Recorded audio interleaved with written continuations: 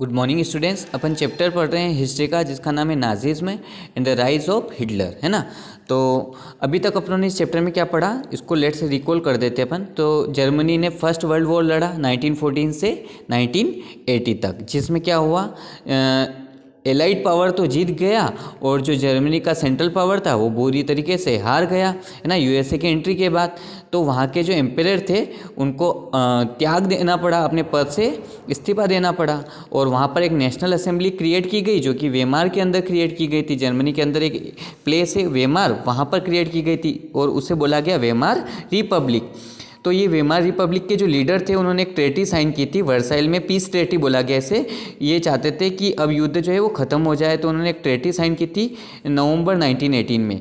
तो वहाँ पर जो उनके अपोजिटर थे, है ना, जो अपोजिशन में थे कंजर्वेटिव, उन्होंने उन वेमार रिपब्लिक को नवंबर क्रिमिनल बोला जाने लगा, क्योंकि ये नवंबर में उन्होंने ट्रेटी साइन करी थी। और इसमें ऐसा इसलिए बोला गया क्योंकि वर्साइल ऑफ ट्रेटी में जर्मनी के बहुत सारे रिसोर्सेज जो है वो दूसरे देशों को दे दिए गए थे।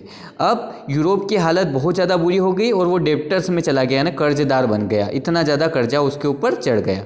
लेकिन अभी तो और ज़्यादा स्थिति खराब होनी थी जर्मनी की, यानी कि हिटलर जो राइज में आया वो बहुत आसानी से नहीं आया, वहाँ की स्थिति बहुत ज़्यादा खराब हो गई, इस वजह से हिटलर राइज में आया। तो कैसे आया, अपन वही चीज़ें पॉइंट टू पॉइंट समझ रहे हैं।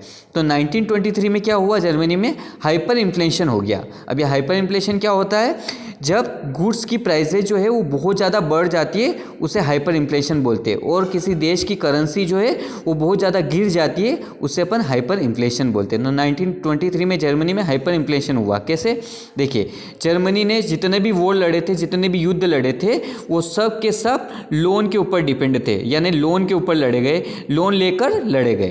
तो ये लोन अब उनको, जर्मनी को क्या करना पड़ रहा था, रीपे करना पड़ रहा था। तो अब उसके पास पैसा तो नहीं था, तो जितना भी देश के अंदर गोल्ड था वो सब उस नुकसान के भरपाई करने के लिए दिया गया। इसे रिपरेशन बोलते हैं ना। जितना भी नुकसान की भरपाई करना पड़ रहा था वो सब गोल्ड के जरिए दिया गया। पहला चीज़ तो ये, यानी कि जर्मनी का जितना भी गोल्ड था वो सब लोन पे करने में चला गया।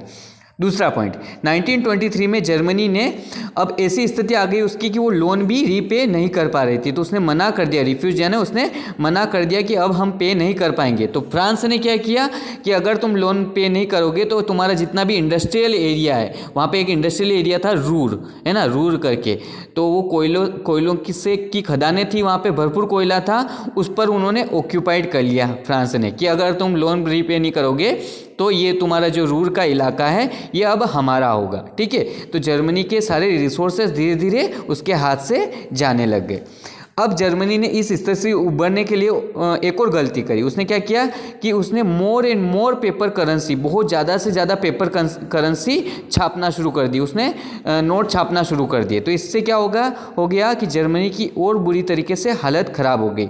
इतनी ज़्यादा पेपर करेंसी सर्कुलेशन में आने की वजह से जो मार्क की वैल्यू थी, जर्मनी के अंदर जो करेंसी चलती थी उसे मार्क बोलते थे। जैसे हमारे इंडिया के अंदर जो करेंसी चलती है उसे रुपीज़ बोलते हैं, इसी प्रकार से जर्मनी के अंदर जो करेंसी चलती है उसे अपन क्या बोलते हैं, मार्क। तो ये फेल डाउन हो गई, बहुत ज़्यादा बुरी तरीके से गिर गई। कितनी ज़्यादा गिरी वो अपन देखते हैं। तो वैल्यू ऑफ मार्क्स, अप्रैल में ये $1 के बराबर 24,000 मार्क्स पे करना पड़ रही थी, यानी अगर आपको $1 लेना है तो 24,000 मार्क्स, 24,000 मार्क्स जो है आपको पे करना पड़ेगी।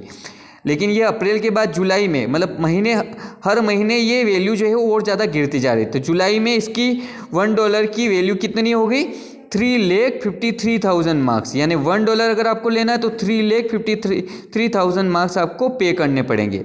और अगस्त में तो ये और ज़्यादा गिर गई, कितनी हो गई, 46,21,000 मार्क्स के बराबर, $1 के बराबर हो गई।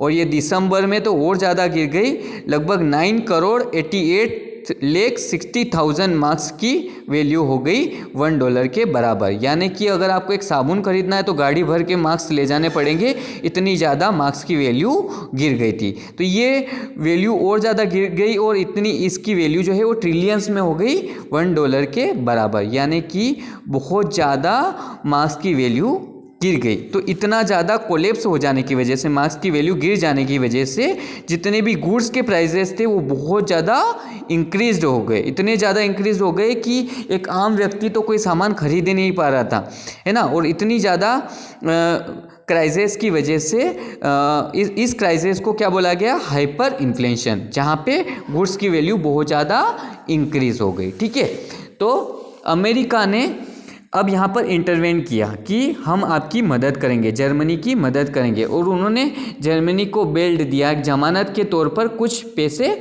उधार दिए, है ना। तो उन्होंने एक प्लान इंट्रोड्यूस किया, इसे डॉस प्लान बोला गया, है ना, कि अमेरिका ने सोचा कि चलो जर्मनी की हम मदद करते हैं, तो जर्मनी की मदद करने के लिए उन्होंने एक प्लान बनाया, उसे डॉस प्लान बोला गया। अब यहाँ पर ये अमेरिका ने पैसे तो दे दिए, लेकिन यहाँ पर क्या हुआ कि एक घटना घट गई, इसे बोला गया ग्रेट इकोनॉमिक डिप्रेशन। ये यूएसए के अंदर आया था। ये क्या होता है अपन नेक्स्ट वीडियो में पढ़ेंगे इसको।